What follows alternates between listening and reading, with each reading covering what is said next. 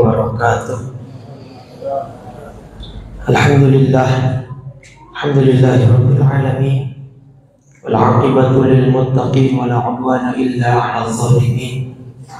Wassalatu wassalamu ala asyrafil anbiya'i wa khatamil mursalin sayyidina wa nabiyyina wa maulana Muhammadin wa ala alihi wa sahbihi ajma'in. Subhanaka la ilma lana illa ma 'allamtana innaka antal alimul hakim. Rabbi shrah li sadri wa yassir li amri wahlul 'uqdatam min lisani yafqahu qawli wasaddid lisani wahdi qalbi bihaqqi sayyidina Muhammadin sallallahu alaihi wasallam. Amma ba'd. Fa ya ayyuhal hadirun wal hadirat sekalian pengurus DKI Masjid Jami Nurul Huda, Bapak Ibu jamaah salat Isya, tarawih dan witir, yang mudah-mudahan ibadah salat kita dan ibadah kita yang lainnya senantiasa diterima oleh Allah Subhanahu wa taala. Alhamdulillah, malam ini malam ke-27 kita masih diberikan taufik dan hidayah untuk bisa menghidupkan malam ini. Mudah-mudahan jika ini malam Lailatul Qadar, Allah berikan kita fadilah daripada malam tersebut dan kita mudah-mudahan mendapatkan khairum min alfi syahr. Amin ya rabbal alamin. Bapak Ibu yang dimuliakan oleh Allah, kalau kita lihat berita belakangan atau hari-hari ini, maka pasti breaking newsnya pantauan mudik. Betul ya? Pantauan gerbang tol, pantauan stasiun, pantauan pelabuhan. Tetapi jangan sampai kita lupa bahwa kita juga akan pulang kampung yang abadi. Kita akan pulang kampung ke akhirat dan kita akan mudik selamanya. Maka dalam hal ini ada dua yang saya catat bagi orang yang melakukan pulang kampung. Pertama, orang yang pulang kampung itu umumnya dalam nuansa bahagia. Dia senang, walaupun capek, macet, jauh, bahkan mahal, perlu biaya yang banyak gitu ya. Tapi happy, girang, gembira begitu. Kenapa? Karena akan bertemu dengan keluarganya. Itu poin pertama. Poin kedua, setiap orang pulang kampung pasti bawa bekal. Kalau kita lihat serba-serbi mudik di berita, nggak jarang tuh kita lihat pemandangan mobil pintu bagasinya sampai nggak bisa ditutup rapat gitu ya, karena bekalnya overload, terlalu banyak. Nah, maka dua hal ini yang insya Allah kita akan bahas pada malam hari ini dengan tema pulang kampung membawa bekal yang agung. Pertama begini, Sayyidina Ali bin Abi Thalib karramallahu wajhah pernah punya quote, pernah punya kalam hikmah. Beliau berkata, waladatka ummuka ya bna adama bakiya wan nasu haulaka yadhakuna surura fa'mal liyaumika an takuna idza baqaw fi yaumi mautika dhahikan masrura. Sudah paham semuanya? Apa perlu diterjemah? Masih perlu? Masih perlu ya. Saya kira bahasa Arab sudah di luar kepala ini. Kata Sayyidina Ali bin Abi Thalib, wahai anak Adam, wahai manusia, saat ibumu melahirkanmu, kamu dalam keadaan menangis. Bayi kan kalau lahir nangis ya. Dan orang-orang di sekitarmu ketika kamu lahir tertawa bahagia. Senang kan? Punya anak baru, cucu baru, ponakan baru. Ya mungkin kalau yang agak pusing bapaknya gitu ya, karena BPJS-nya mati nggak bisa dipakai, jadi harus bayar cash persalinannya. Nah, kata Imam Ali, sekarang rubah. Ketika nanti kita pulang kampung ke akhirat, kitanya bahagia dan orang sekitar kitanya menangisi kebahagiaan kita. Jangan sama saja posisinya. Ada orang lahir dia menangis, pas mati dia menangis juga. Ada orang ketika lahir sekelilingnya bahagia, ketika mati sekelilingnya bahagia juga. Na'udzubillah. Begitu di pengumuman, siapa yang meninggal? Fulan bin Fulan. Oh, alhamdulillah, nggak dari kemarin aja mati. Jadi kematiannya diharapkan begitu ya. Naudzubillah. Nah, kita rubah tuh waktu. Nah, dalam konteks puasa, satu dalil hadis Muslim nomor 1115. Ini menunjukkan bahwa orang yang berpuasa khususnya di bulan Ramadan besok insya Allah akan mengalami ketika pulang kampung akhirat bahagia, gembira. Kenapa kata Nabi? Lis-shaimi farhatan. Bagi orang yang berpuasa itu ada dua kebahagiaan, ada dua kegembiraan. Pertama, farhatun inda fitrihi, bahagia ketika dia berbuka puasa. Betul ya? Orang kalau puasa pas waktu buka kan bahagia tuh. Atau fitri di sini bisa diartikan juga hari raya. Ya, berbuka atau hari raya, dua-duanya itu momen bahagia bagi orang yang berpuasa. Dan alhamdulillah ya, gara-gara puasa Ramadan ini saya melihat orang-orang Islam semakin perhatian dengan waktu sholatnya. Jadi hampir saya keliling Ramadan itu kemana-mana, kalau saya tanya waktu sholat maghrib hari ini jam berapa, pada bisa jawab 18.05 Ustaz, 18.04, perhatian sekali. Tapi kalau di luar Ramadan coba ditanya, maghrib jam berapa sih? Ya kurang lebih jam 6 dah. Kalau Ramadan maghrib perhatian tuh dia. Sampai detik menitnya tahu dia. Oh, ditunggu kan gitu ya. Nah yang kedua, nah konteks kita temanya ini. Wa farhatun 'inda liqa'i rabbih. Dan kebahagiaan kedua bagi orang yang berpuasa adalah bahagia ketika berjumpa dengan Allah Subhanahu wa taala. Kenapa kita bisa bahagia ketika nanti bertemu dengan Allah? Karena puasa itu pahalanya unlimited, Bapak Ibu. Dan dalam hadis Muslim yang lain bahwa setiap amal anak Adam itu yudha'af. Ya, al hasanatu asyru amsalihha ila sab'ati mi'ati dhifin. Kebaikan manusia itu pahalanya akan dilipat gandakan dari 10 sampai 700 kali lipat. Illa shaum, kecuali puasa. Fa innahu li, puasa itu buat aku, wa ana ajzi bihi, dan hanya aku yang tahu berapa besaran pahalanya yang akan aku berikan kepada hambaku. Jadi nggak ada besaran, batasannya nggak ada, Pak. Jadi wajar kata Nabi ketika orang puasa nanti meninggal bahagia ketemu Allah. Kenapa? Pahalanya besar, nggak ada batasannya, dan kita nggak tahu berapa nominal angkanya. Sebagai ilustrasi begini deh, sholat jenazah, tahu sholat jenazah? Sholat jenazah berapa rakaat? Sholat jenazah, sholat jenazah 4 kali takbir, tidak ruku dan tidak sujud. Berarti ada rakaatnya nggak? Ya, cuman sekali berdiri, 4 kali takbir. Nah, itu ganjarannya dari Allah. Kata hadis Muslim, Nabi bilang seperti apa sholat jenazah pahalanya? Ada yang tahu? Mithla jabali Uhud, sebesar gunung Uhud. Jadi bayangin, sholat jenazah itu levelnya fardu kifayah, bukan fardu ain. Tapi ilustrasi dari Nabi, pahalanya akan sebesar gunung Uhud. Nah sekarang kalau kita bandingkan kebalasan dunia, misalnya nih, kan lebaran ada THR nih, atau bingkisan lebaran. Setiap orang yang kerja di perusahaan, instansi, lembaga, apapun lah.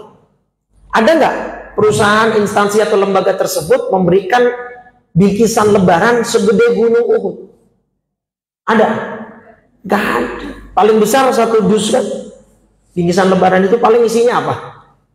Sirup, korma, itu juga korma sisa Ramadan karena nggak habis, gitu ya. Atau kue lebaran apa? Nastar, itu juga nastar, solasinya susah banget dibukanya, mana ujungnya, gitu ya, nggak ketemu, nggak ada Bapak Ibu. Nah kemudian di hadis Muslim juga, kemudian kalau dia iringi jenazah itu hatta tudfana, sampai jenazah itu dimakamkan, dapat lagi 1 gunung. Jadi makanya Nabi mengibarkan mithlal jabalainil azimain, ikut nyolatin kemudian mengiringi jenazah sampai dimakamkan, itu seperti mendapat 2 gunung Uhud. Bayangin Bapak Ibu, ya, nyolatin jenazah 1, ngiringin jenazah sampai pemakaman 1, sudah 2 gunung Uhud. Bayangkan kalau sampai nemanin ke dalam. akan bergunung-gunung gitu, tapi gak akan ada yang mau ya. Jadi maksud saya, kita kalau mau mengilustrasikan gitu aja gampangnya. Sholat jenazah itu fardu kifayah. Ya, mengiringi jenazah sampai pemakaman pun fardu kifayah.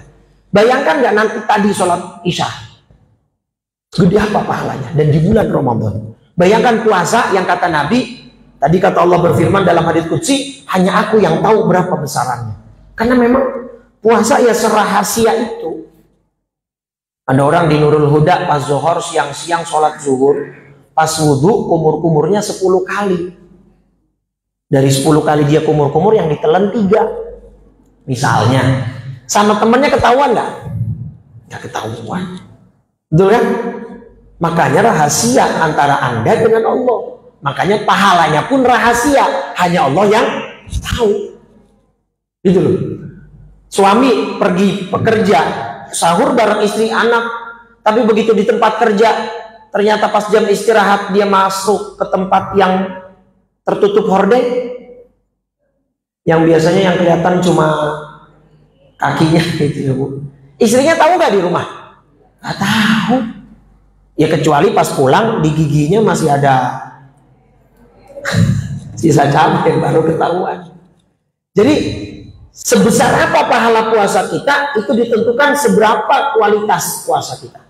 Tetapi janji dari Allah itu tidak terbatas. Itulah kenapa ketika kita berpuasa kita akan berbahagia ketika berjumpa dengan Allah.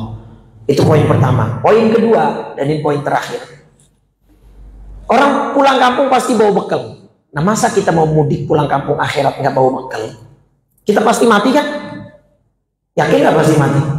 Yakin. Kematian kan nggak mandang usia, nggak mandang strata pendidikan, ekonomi, sosial, sehat sakit. Bahkan ada kasus istrinya sakit nih di rumah sakit Pak, dirawat sama suaminya. Bahkan orang-orang itu menyangka, wah istrinya kayaknya lewat nih, kayaknya istrinya nggak bertahan nih, karena sakitnya cukup parah. Tapi ternyata begitu pengumuman, yang meninggal malah suaminya. Ada nggak kasus begitu Pak? Bisa nggak seperti itu? Bisa. Kenapa suaminya meninggal duluan? Dia kaget ngelihat tagihan rumah sakit, mahal juga. Akhirnya kena heart attack kan, kena serangan jantung, mati. Bisa Pak. Kita tuh pasti gitu. Nah maka yang pulang kampung sekarang mudik nih, paling lama kan di kampung 3-4 hari, let's say 1 minggu lah. Bekalnya aja segitu banyak Pak. Maka kita yang mau pulang kampung akhirat masa nggak bawa bekal? Nah bekal kita yang terbaik apa? Al-Baqarah 197. Wa tazawwadu fa inna khairaz zadid taqwa. Takwa bekal kita yang paling utama. Dan ini relevan dengan ayat puasa 183 Al-Baqarah. Tujuan Allah mendidik kita untuk berpuasa supaya la'allakum, nah begitu. Nah tapi sedikit saya bahas 5 menit lagi insya Allah. Takwa itu memenuhi 2 unsur Bapak Ibu. Apa 2 unsur takwa itu? Imtithalul awamir dan ijtinabun nawahi. Menjalankan perintah dan menjauhi larangan. Tapi saya mau tanya, mana lebih sulit? Menjalankan perintah atau meninggalkan larangan? Ya saya tahu dua-duanya sulit ya. Mukanya langsung begitu. Saya tahu dua-duanya sulit. Tapi kalau untuk ilmu perbandingan kan harus ada yang lebih. Mana lebih sulit? Atau buat menjawab pertanyaan itu saya kasih pertanyaan. Untuk menjawab pertanyaan tadi, saya kasih pertanyaan. Ada nggak orang rajin sholat tapi masih maksiat? Ada ya? Ada. Oke. Ada nggak misalnya pejabat haji umroh berkali-kali tapi masih korup? Semangat banget ibu-ibu jawabnya. Ada Pak. Atau dalam konteks puasa kan hadisnya apa? Rubba sha'imin laisa lahu min siyamihi illal ju' wal 'atash. Berapa banyak orang puasa nggak dapat pahala? Yang dia dapat apa? Cuma lapar dan dahaga dan haus. Kenapa? Karena puasa itu perintah, dia bisa lakukan, tapi di saat yang bersamaan larangannya tidak dia hindarkan. Puasa-puasa mulutnya ngomongin orang, bikin hoax, fitnah, mencela, mencaci. Puasa-puasa matanya ngelihat yang haram, yang segala macam. Gitu ya. Yang bening, yang bening air putih, Pak.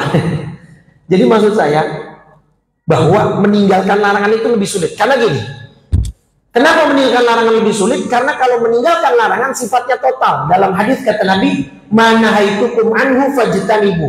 Apapun yang aku larang tinggalkan, titik. Tapi wa ma amartukum bihi fa'tu minhu mastata'tum. Apapun yang aku perintah kerjakan semampunya. Maka kalau dalam perintah itu bisa kemasukan yang namanya rukhsah. Sholat zuhur 4. Kalau musafir boleh nggak jadi 2? Boleh. Puasa wajib. Kalau musafir sakit, ibu hamil menyusui, boleh nggak puasa? Jadi setiap perintah bisa kemasukan rukhsah. Tapi kalau larangan, misalnya ada anak muda datang, Ustaz, saya bisa kok nggak zina, tapi saya berduaan peluk-pelukan sebentar aja Ustaz, boleh nggak? Rukhsah Ustaz keringanan, bisa nggak? Nggak bisa. Yang namanya larangan sifatnya total, tinggalkan semua. Tapi kalau perintah, ada kata semampunya. Bukti kedua, bahwa larangan lebih berat. Bukti ketiga, Nabi Adam. Kenal dengan Nabi Adam? Oh iya, kalau kenal berarti udah tua banget gitu ya. Tahu ya? Nabi Adam dari Allah itu bentuk ujian pertamanya perintah atau larangan? Larangan. Larangan ngapain? Memakan buah terlarang. Sebenarnya penamaan buah khuldi itu narasi hoax dari iblis ya.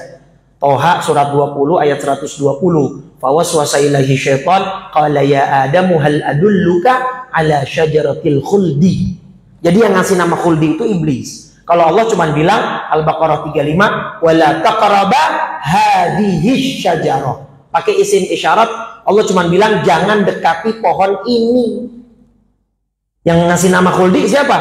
Iblis, supaya Nabi Adam percaya. Itu hoax itu. Jadi itu hoax pertama yang makan korban yaitu.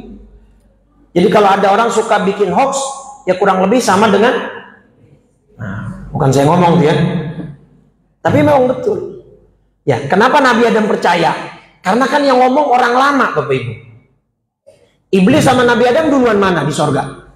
Iya, jadi yang ngomong ini pengurus. Kurang lebih begitu. Jadi Nabi Adam kemakan hoaxnya kenapa? Karena yang ngomong kan iya orang dulu, orang lama kan, Nabi Adam baru gitu. Oh iya ya, jangan-jangan ini buah keabadian nih, makanya tergoda. Nah, secara zahir ketika Nabi Adam dikasih bentuknya larangan ujian pertamanya, lulus apa gagal? Gagal.